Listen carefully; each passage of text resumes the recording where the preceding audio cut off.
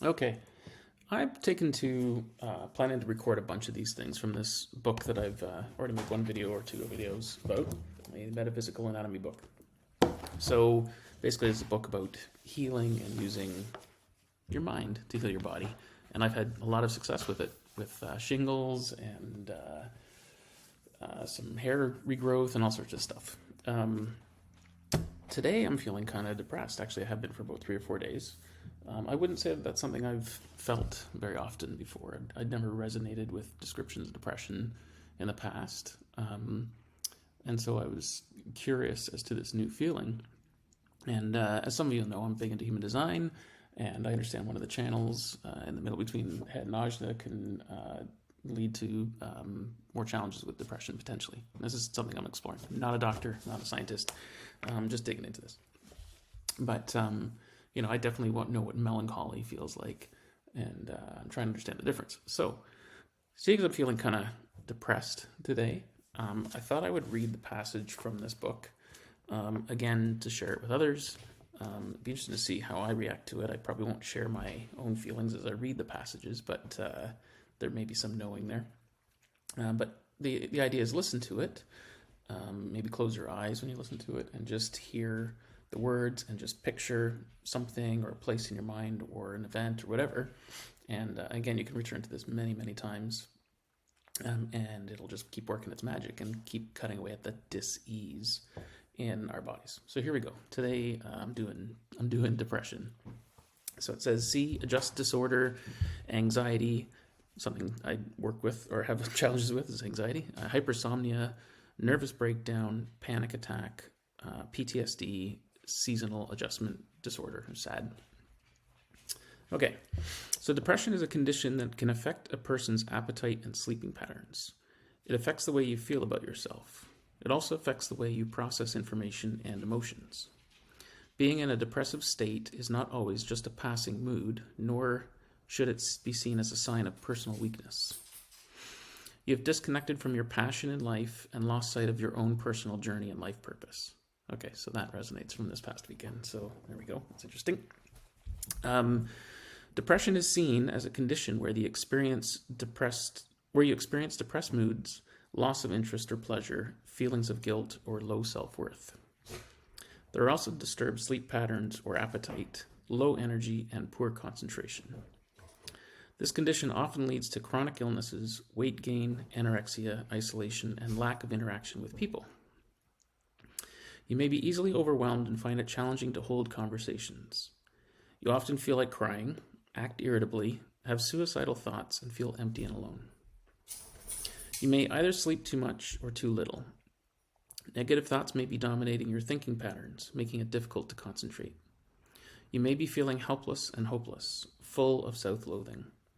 It is important to take note of your diet as well. Good diets can do wonders for people who feel depressed. And I definitely didn't eat well last week anyways. So even these things are just very interesting to read. Okay. A person who suffers from depression often loves junk food or comfort food.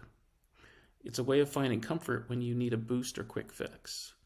Cravings for foods such as pasta and chocolate are very common.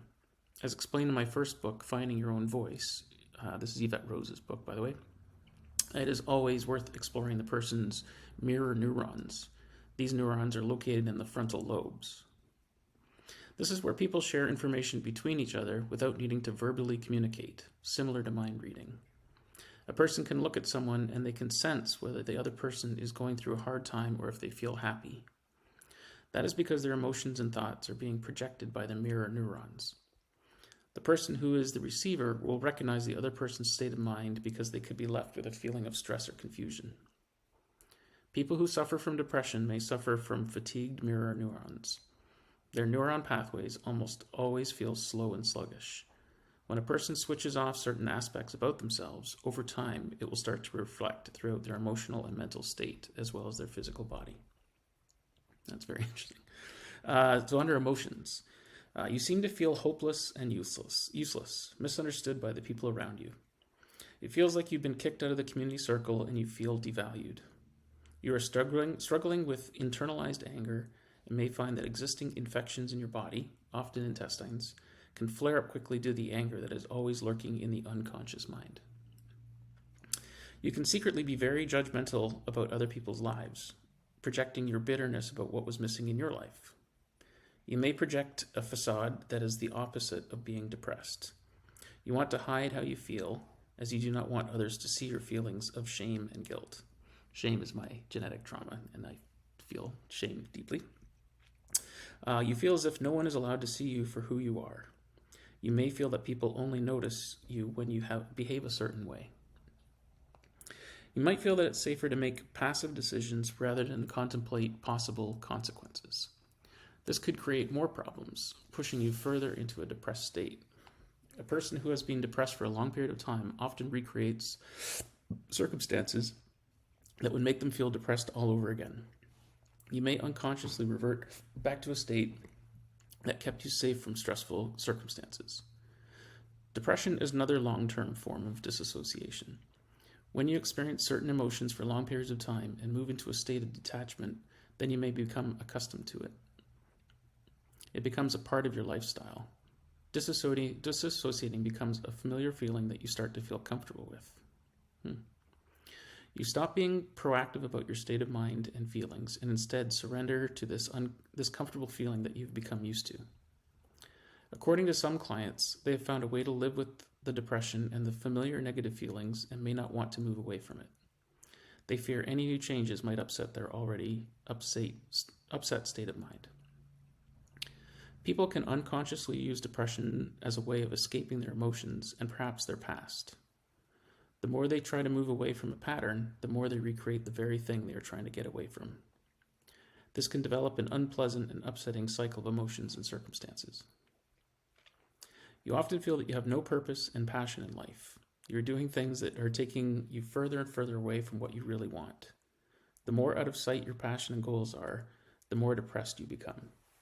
This can also be an actual chemical imbalance that might be caused by high levels of stress during conception stages.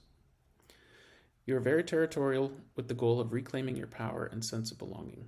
You feel pushed aside and excluded from a family and any decision-making process. Decisions were made that had a direct impact on you.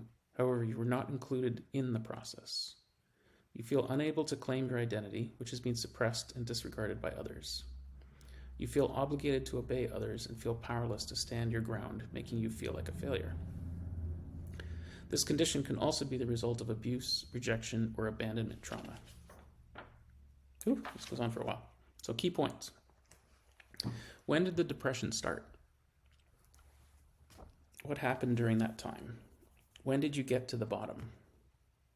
Explore similar emotions as well as during the fertilization stages.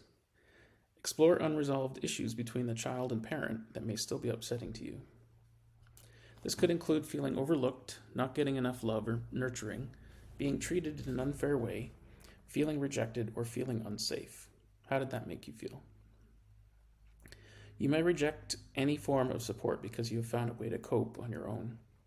Any change in your coping skills might weaken you or cause you to be vulnerable to more abuse. Often you have found a way to live with the depression and the familiar negative feelings and may not want to move away from it. You fear any change that might upset your already upset state of mind. How is your way of being happy benefiting them? Resolve the secondary gain hidden benefits of feeling weak and powerless. Who challenged you? How does being powerless keep you safe? Ask yourself, what would happen if the depression disappeared? For instance, it might be, what would I have to do if my depression disappeared? Or what would I have to deal with that I don't worry about while I am depressed? Explore your worthiness. Who or what circumstances challenge your self-worth and confidence? Explore why you're passive and making decisions without really thinking it through. What is the benefit of that? Acknowledge the difference between your identity and your mother's depression, out of control trauma, function of neurotransmitters, numbness, and ancestral depression during your womb stages. Trauma-related hormonal levels during womb stages. Explore stress that your mother experienced while she was pregnant. Were you able to find comfort in your mother? If not, why? How did that make you feel? What was your mother's relationship like with her mother? Explore further possibilities. Why do you feel you have to fight to preserve your territory? What is the benefit of fighting for it? Explore your mother or father's guilt, shame, and self-esteem. How did your mother or father's own self-esteem challenges affect you? Have your mother or father's blocks and patterns been repeated in your life? If yes, then explore and explain the difference between your unique journey, including what your emotions are and what your parents' emotions are. Explore the ancestry line. Was there any kind of abuse or above-mentioned patterns? Explore whether there were hardships, wars, slavery, and imprisonment, sexual or physical abuse. What was the ancestors' diet like? Explore emotions and patterns that could have affected you in your lifetime and contribute to any physical disorders. How do you feel when you're out of your comfort zone? Always explore the birth trauma and see the birth and placenta section. Sometimes difficult to do later in life, but interesting nonetheless. Was your mother given an epidural or type of anesthesia during birth? If yes, then explore the trauma and how it affected the baby's emotional state. Hey, Scout.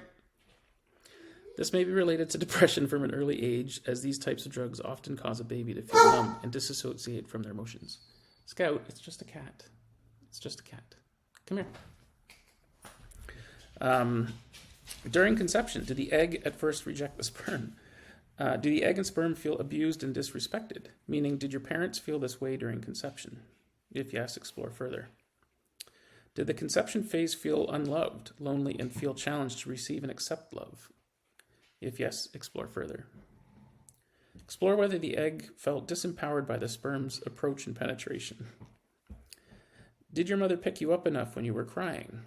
Did you have enough physical attention, bonding, or acknowledgement?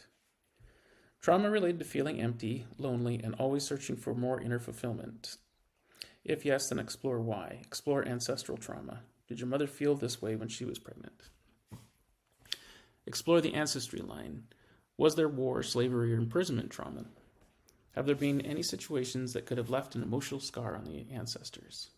If yes, explore this. Explore how it affects you in your life. Which emotions have surfaced again? The trauma might not be similar, however, the emotional reactions and consequences of the certain traumas could be the same as in the ancestry line. Trauma related to loss of territory. Explore similarities between your emotions, habits, and your mother's. Patterns copying from the mother often set in during fetal stages while the stomach, nervous system, and heart developed. The fetus receives their programming from the mother's heart chakra just before turning their head towards the uterus. It is also during this time when the pattern of anxiety, overwhelm, self-esteem, and personal strength is reinforced. Avoid excessive sugar, alcohol, caffeine, and refined foods, as this seems to worsen the condition. Oh, that's noted. I should do something with that. It has been said that certain proteins, such as poultry, dark meats, and cashew nuts, can increase the mood. Okay, eat some meat. Important questions to ask yourself. Does your condition make it easier for you to express boundaries, such as saying no? When you are sick, do you feel less likely to be verbally or physically attacked by influential people? Do you know who you are without this condition? What have you discovered in your life now that you would not have discovered while being healthy? Did you feel respected by influential people before the illness?